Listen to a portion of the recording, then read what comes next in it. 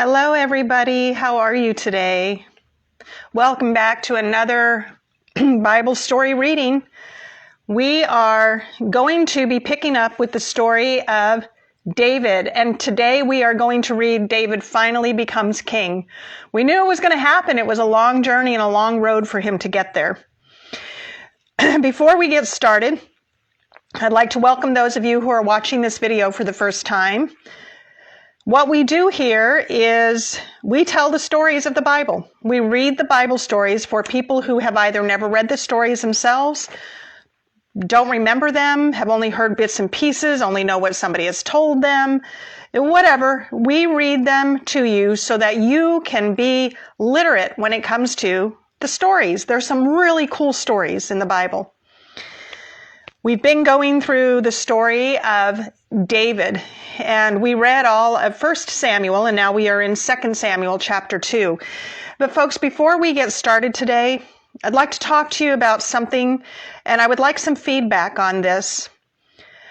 I've had so many people telling me that they're learning a lot about the stories that are in the Bible, that they didn't know some of these stories, they're glad they're learning them. And I have been kicking around the idea of putting together some type of a learning opportunity for people who want to know the stories and become more literate in them. So I would like to know if you were to take a course, just a simple course on the Bible stories, to learn the different Bible stories, would you prefer something that is an independent study, or would you be willing to do something, say, over a Zoom meeting that would be more live and more interactive? So if you would just let me know in the comments, that would be fantastic.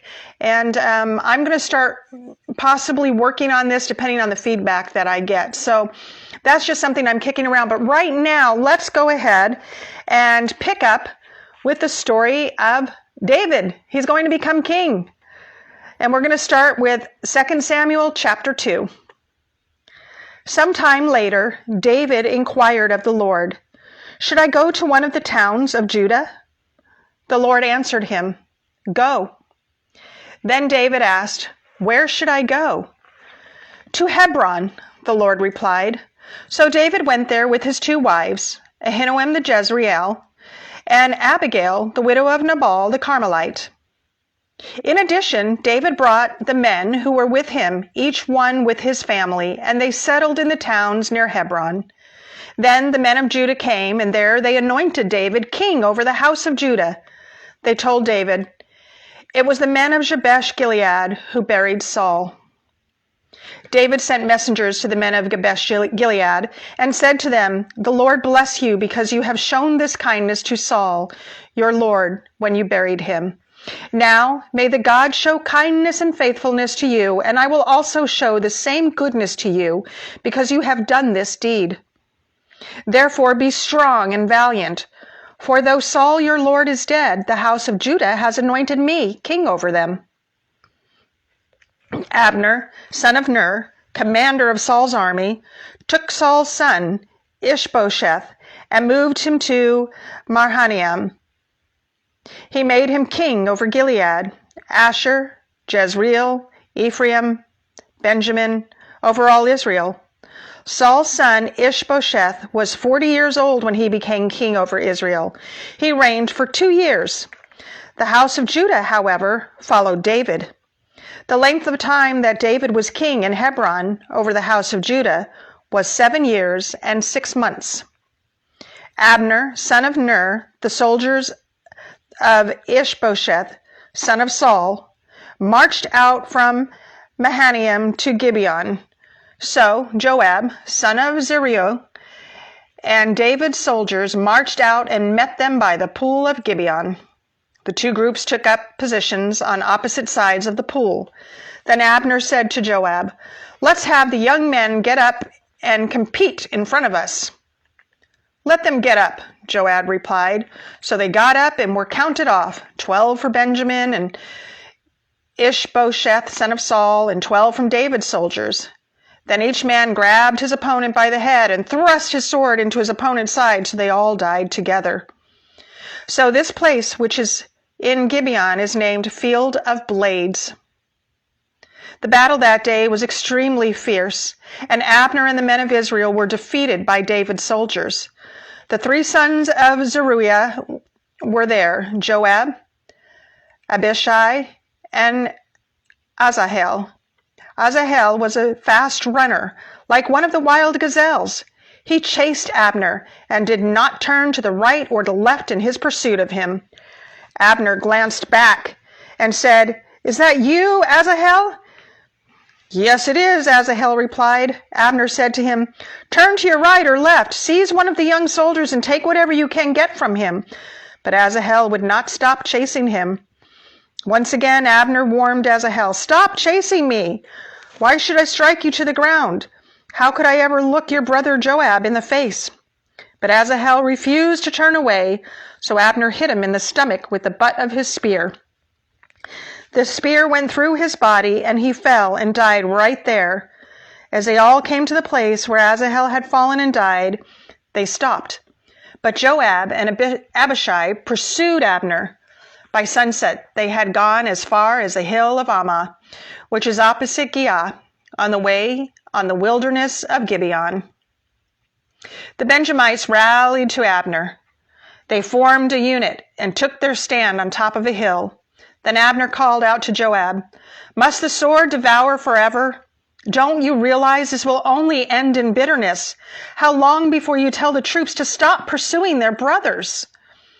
"As God lives," Joab replied, "if you had not spoken up, the troops wouldn't have stopped pursuing their brothers until morning." Then Joab blew the ram's horn, and all the troops stopped. They no longer pursued Israel or continued to fight. So Abner and his men marched through the Arabah all that night. They crossed the Jordan, marched all morning, and arrived at Mahanaim.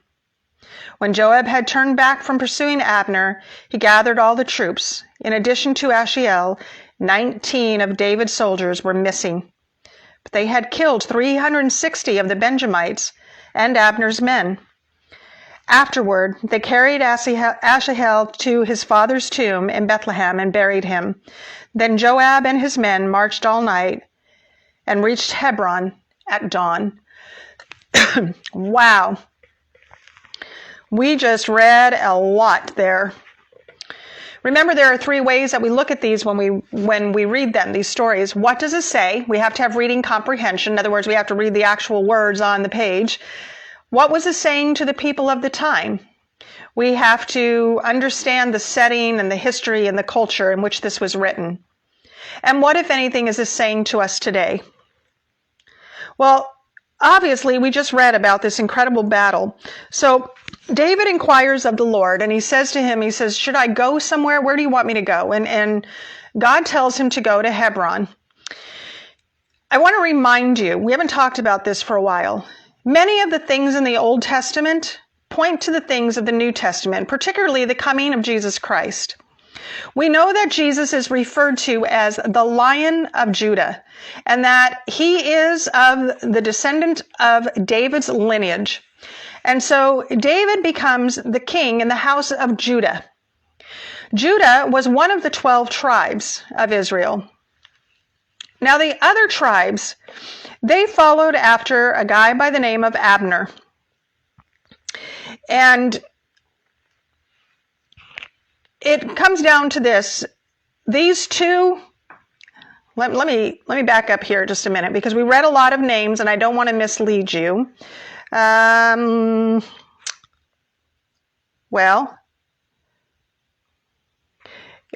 Okay, so the new king is one of Saul's sons, Ishbosheth.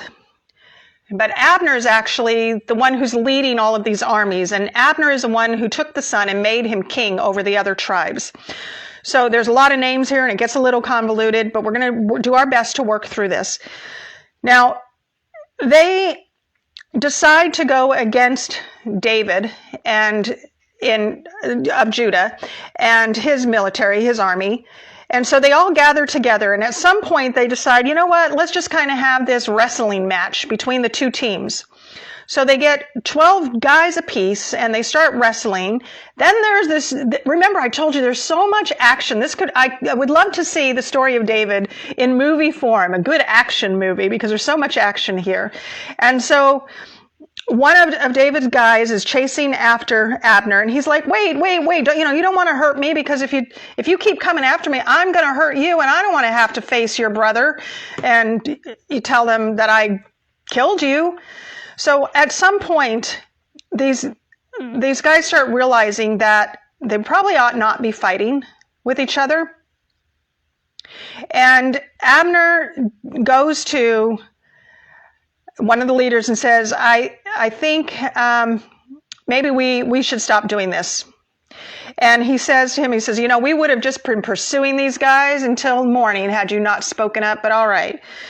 And he quits. So Joab quits pursuing Abner.